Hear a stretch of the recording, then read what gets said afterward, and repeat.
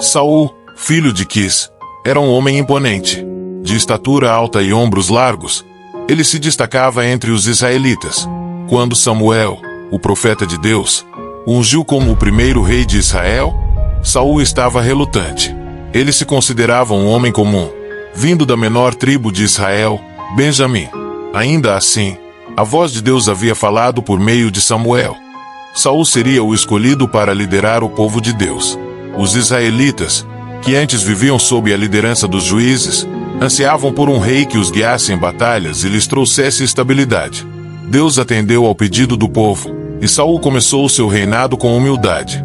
Ele confiava no Senhor e em Samuel, obedecendo às instruções divinas com reverência. O início de seu reinado foi marcado por sucessos militares, trazendo vitórias contra os amonitas e os filisteus, dois dos maiores inimigos de Israel. A fama de Saul crescia, e o povo o celebrava como o libertador. Ele marchava à frente de seu exército, levando o nome de Deus nas batalhas, e sua presença inspirava confiança. O Espírito de Deus estava sobre ele, e suas decisões eram guiadas por um profundo senso de justiça. O povo acreditava que o reinado de Saul traria um futuro próspero para Israel, e a esperança de uma nação forte florescia. No entanto, à medida que Saul se estabelecia no trono, algo começava a mudar dentro dele. Sua confiança crescia, e com ela, uma sutil independência de Deus. Ele ainda não percebia, mas uma linha invisível estava sendo traçada entre seu coração e a vontade divina. O tempo passou, e Saul continuava a liderar o exército de Israel em batalhas decisivas contra seus inimigos. Porém, à medida que suas vitórias se acumulavam, a pressão sobre ele também aumentava. Durante uma campanha contra os filisteus, seu exército se viu encurralado, e os soldados de Israel começaram a dispersar. Samuel havia prometido que viria para oferecer sacrifícios a Deus antes da batalha, mas o profeta estava atrasado, e o desespero tomou conta de Saul. Vendo seus homens fugirem e temendo uma derrota iminente, Saul tomou uma decisão precipitada. Sem esperar por Samuel, ele mesmo ofereceu o sacrifício a Deus, algo que estava fora de sua autoridade como rei. Apenas os sacerdotes tinham o direito de realizar tal ato, mas Saul, guiado pela impaciência e pela pressão do momento, quebrou a ordem sagrada. Assim que o sacrifício terminou, Samuel chegou.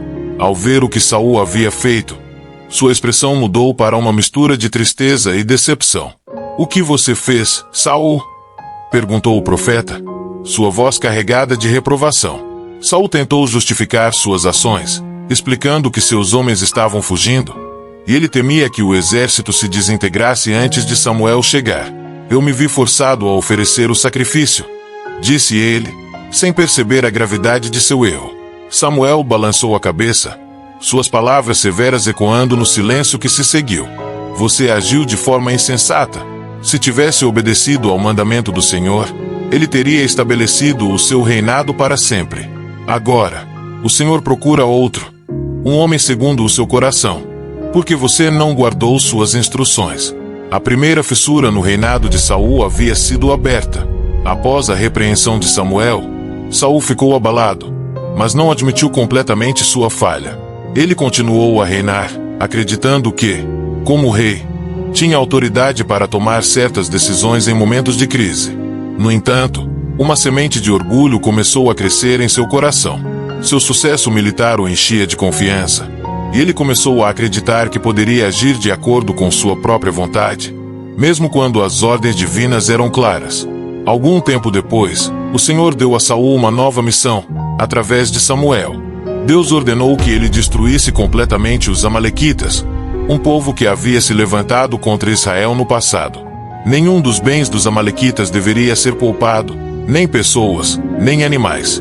Era uma ordem clara e direta de Deus.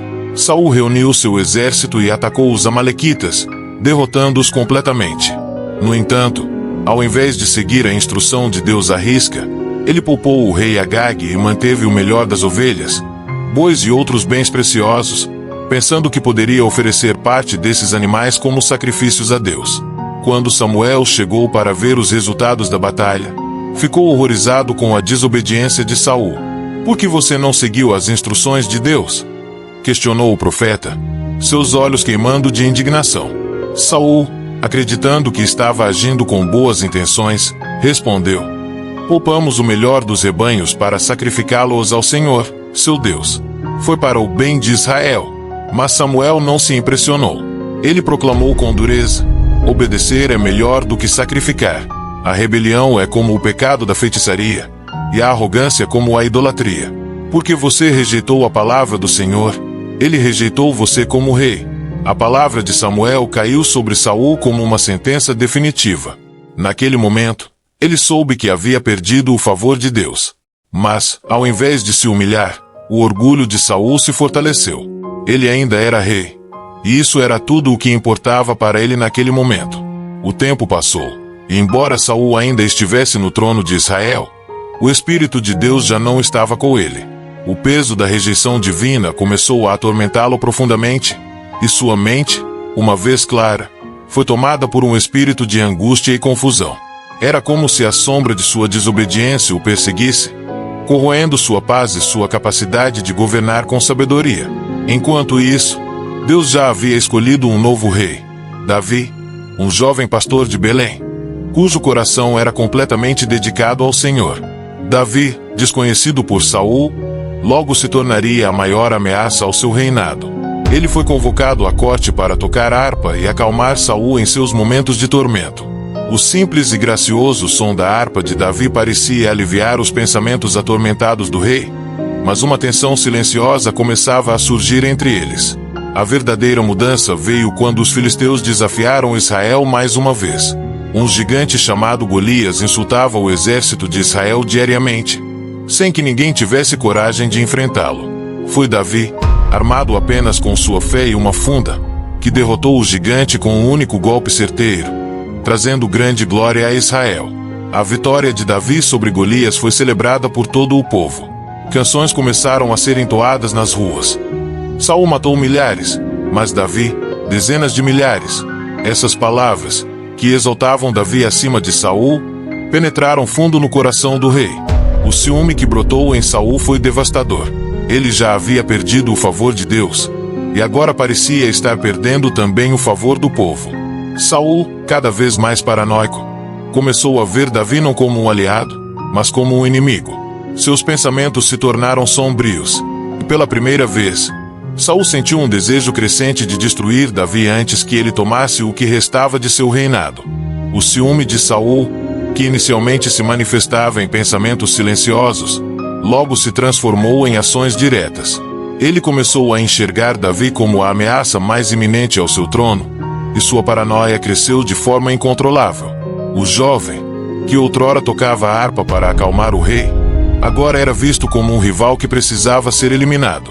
Saul tentou diversas vezes matar Davi em sua própria casa e no campo de batalha, mas Davi sempre escapava, protegido por Deus e pela lealdade de Jonatas, o filho de Saul. Forçado a fugir de Jerusalém, Davi passou a viver como um fugitivo, escondendo-se em cavernas e desertos. Apesar de todas as tentativas de Saul de capturá-lo, Davi era astuto e contava com a proteção divina para escapar das mãos do rei. Seus seguidores cresceram, e ele começou a formar um grupo de guerreiros leais que o ajudavam em sua fuga.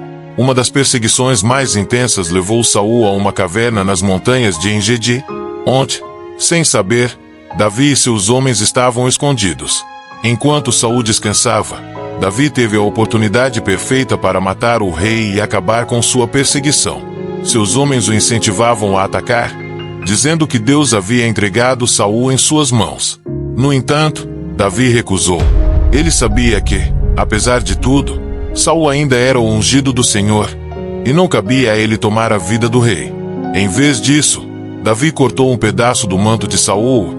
Quando o rei saiu da caverna, Davi o chamou de longe, mostrando-lhe o pedaço do tecido como prova de que ele poderia ter tirado sua vida, mas escolheu não fazê-lo.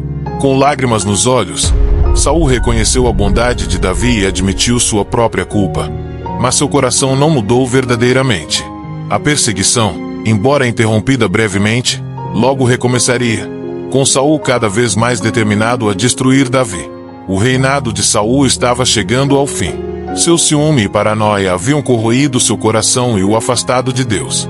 Sem o Espírito Divino para guiá-lo, Saul se tornava cada vez mais instável e desesperado. O povo de Israel sentia o peso de sua liderança vacilante, e seu exército, que antes marchava com confiança, agora temia as batalhas iminentes contra os filisteus, os inimigos de longa data. A batalha decisiva contra os filisteus ocorreu nas colinas de Gilboa. O exército israelita, sob o comando de Saul, foi rapidamente sobrepujado. Os soldados caíam em retirada, e os filhos de Saul, incluindo seu amado Jonatas, foram mortos no campo de batalha. Ferido e cercado, Saul sabia que não havia mais esperança. Ele, que outrora liderava com coragem, agora se via sem saída. Temendo ser capturado e humilhado pelos filisteus, Saul tomou uma decisão trágica. Pediu ao seu escudeiro que o matasse, mas o homem, aterrorizado, recusou. Então, Saul caiu sobre sua própria espada, tirando sua vida. Naquele momento, o primeiro rei de Israel, escolhido e ungido por Deus, encontrou um fim desolador, longe da glória que outrora o cercava. A notícia da morte de Saul e de seus filhos chegou a Davi, que estava distante, ainda fugindo das perseguições do rei. Quando ouviu sobre a queda de Saul, Davi não se alegrou, como muitos poderiam esperar. Ao contrário, ele chorou amargamente pela morte de Saul e de Jonatas, seu amigo mais querido.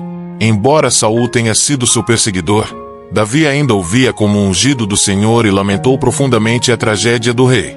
A queda de Saul marcou o fim de uma era para Israel.